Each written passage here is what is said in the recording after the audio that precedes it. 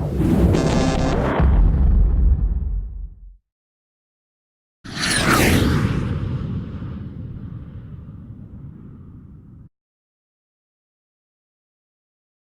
that, please welcome Justin McDonald. So, first off, thank you guys so much for coming to Cedar Graphics.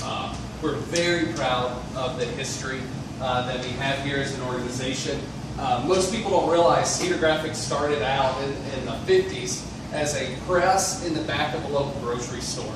That when parents went out of town on the weekend, a couple rowdy boys started up a press, and then they came back from the vacation and realized that there was a business running in the back of their grocery store, and so Cedar Graphics was then kicked out into the streets, and it's been a great 50 plus years. Now, I don't know a whole lot about printing. We're going to give you guys plenty of opportunity today to go and see state-of-the-art printing facility, but my whole background is more of a marketing background. And when I first started out in Nashville, directly out of college, my first job was as a marketing research analyst for United Methodist Publishing. And we spent summer after summer going through vacation Bible school programs, calling pastors and church leaders, trying to find out, why did you choose this vacation Bible school program over this? And believe it or not, there are entire departments at organizations all over the country that do nothing but try to figure out exactly what you're thinking and somehow try to make an adjustment to that. Well, over the years that I've done that, I've started really following data, whether that data was from research just through Statistics United Methodist Church, whether it's through Arbitron and the other Nielsen ratings as I got into doing a lot more broadcasts.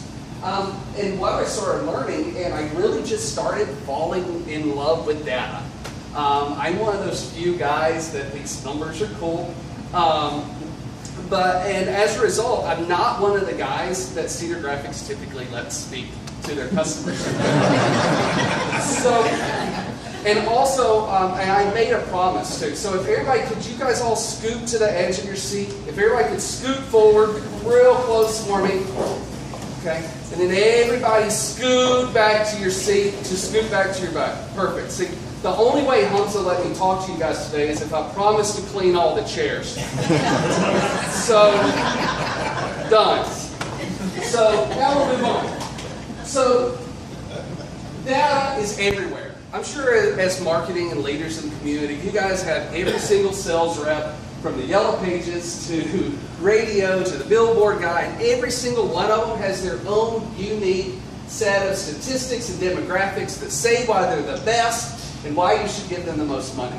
And all of them are true. And every single one of them are true. Because one of the things about data and statistics is you can really stack it any way you want. You can slice it 100 different ways. But what I love doing is trying to make data tell a story.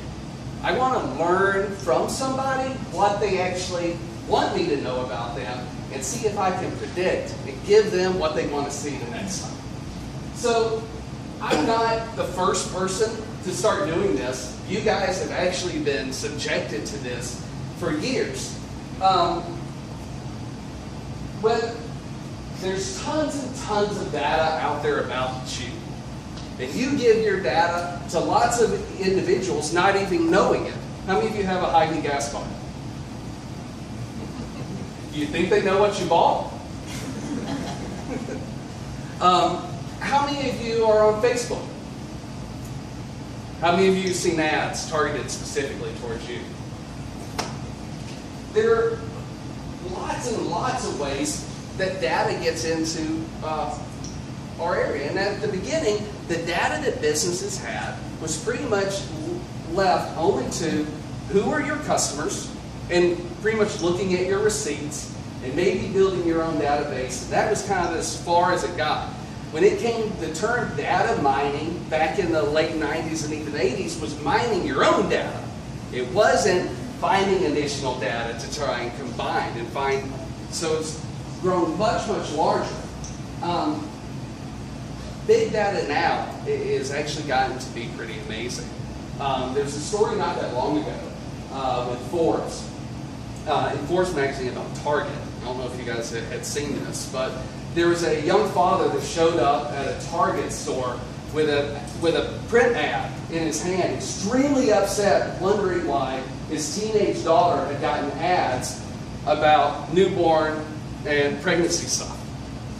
Completely flipped out. Well, Target is able to figure out that if you're buying cotton balls, and you're also buying maybe with zinc and calcium, but then in the last 20 weeks of pregnancy, women start switching to buying unscented products. And that is a trigger to Target to start sending baby-related stuff to the homes.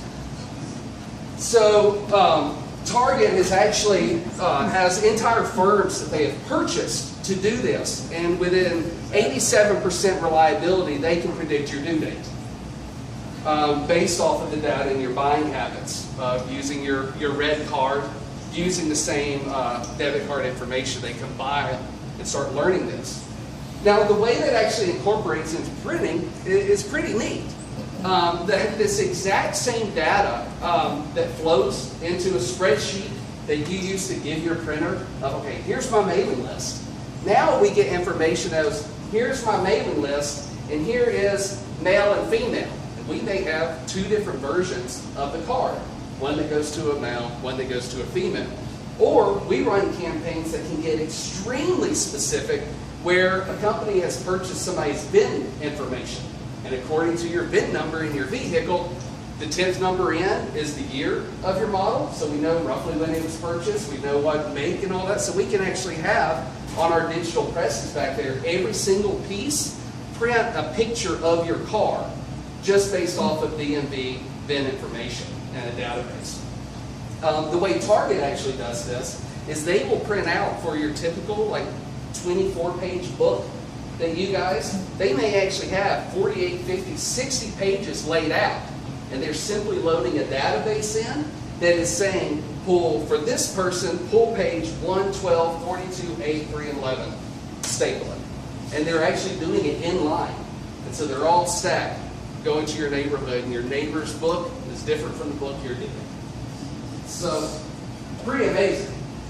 So, now that is just the stuff that you're giving to advertisers. Google, just last year, you guys may not have started noticing this yet, but if you didn't go in by last year and opt out, Google will actually start showing your name and specific, maybe even your profile picture from Google Plus on the ads on Google. Pottery Barn and Target and Facebook are already doing this. They are running ads where they are taking your first name from your Facebook ad, and they have made literally millions of corresponding pictures. This one says Frank, one says Tom, one says Julie, one says Jim. And so the little ads that you see on the right-hand side of Facebook will actually have products that are pre-personalized with your information. And by clicking on that, you go straight to buy that product instantly. So, pretty amazing stuff. And it's only getting more and more advanced, because the big game changers is that all of this data that in the past we were relying on customers to give us, we're able to use websites and other things to get some of that information and start strapping it back together. And one of the other big benefits, though, is that now as we're getting more information, computer power is getting stronger and stronger and stronger and stronger, that we can store more and more and more data and harvest more and more data. And customers are actually expecting us to do more and more with their data. Because one of the crazy things is that now 35% of people who interact with a business online expect to hear back from your organization within 30 minutes. You know, in the days past when you were doing a BRC where you filled out a survey and tore it off from the side and threw it in the post office and waited 7 days for it to get to Omaha, for it to be transcribed, and then sent back over to another office, are gone. They expect to hear from you instantly. So the big ideas in marketing and past is using, if you guys, any of you heard the term cross-media marketing? Okay. So you've probably seen it a lot, where you're just trying to use the exact same message across multiple different mediums and use them to reference each other. It's a common marketing tool. It increases your frequency. It also, plus more people are going to see your message in different places. So this isn't new by any means. This is what people have been doing for years. The biggest idea, or the bigger idea right now, is cross-data marketing. That if I can somehow take this very specific customer information that I know, these people that I mail to regularly, and I can somehow take some of this information that I'm learning from the web about where they're going on my website and what products they're interested in, and I can somehow marry these two together.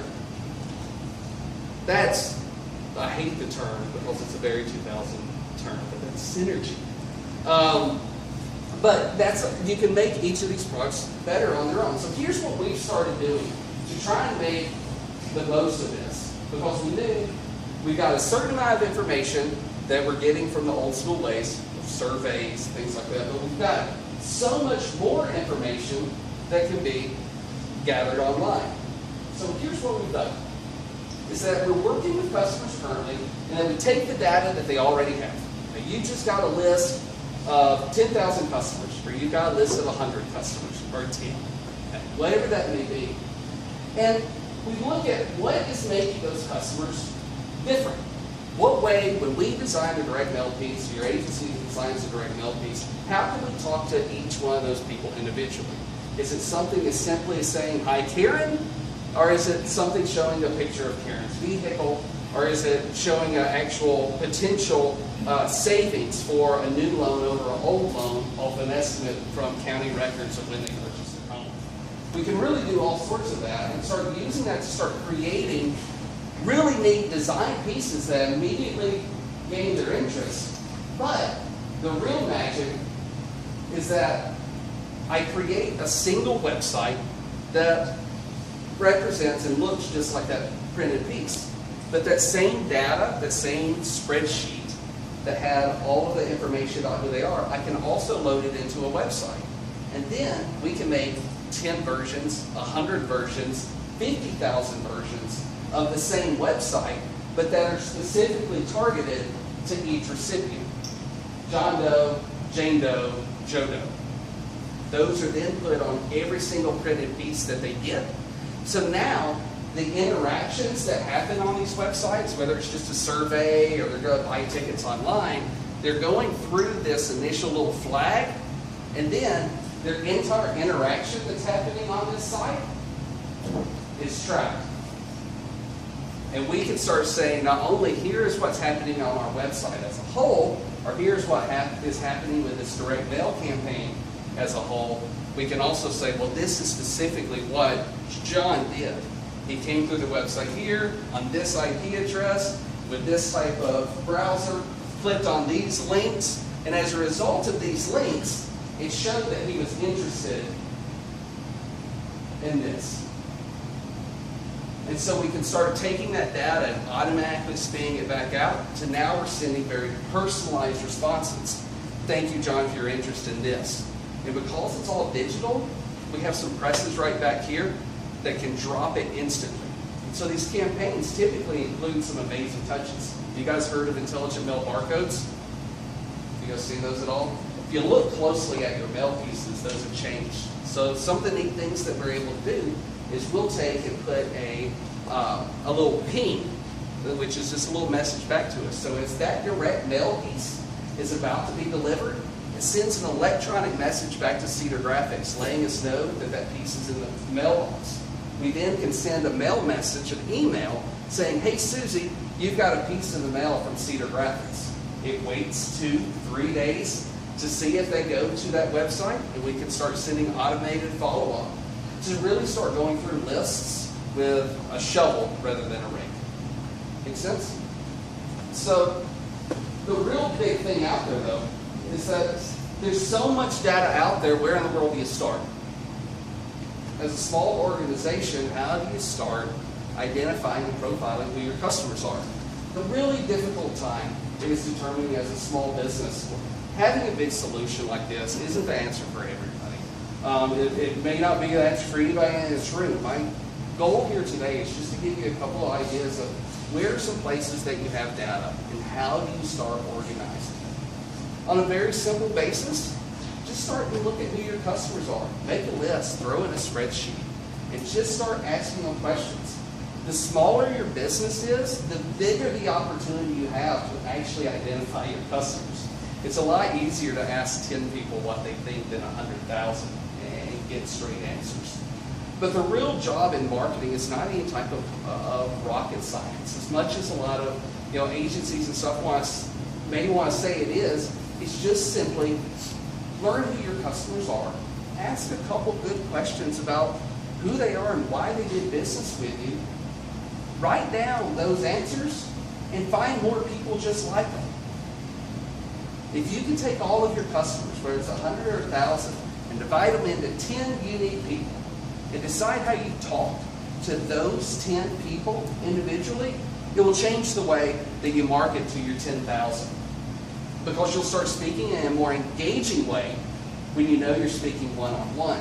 But you'll also be a lot more interested in hearing what they have to say back. And with the amount of data that's out there, whether it's through SurveyMonkey, whether it's through your own email list, whether it's your own website, ask your webmaster what pages on your website are getting the most traffic. There's a reason for that. Cream rises to the top.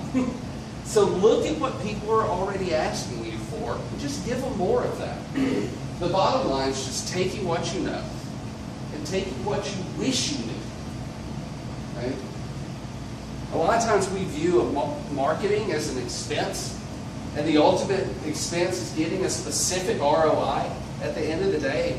A lot of times what we've tried to do even internally is, yes, we want to generate an ROI on a piece, but I also want to learn something from the piece. Yeah, maybe I'll learn that it was a bad design, but I want to ask a question. I want to give my customers always an opportunity to engage back with me.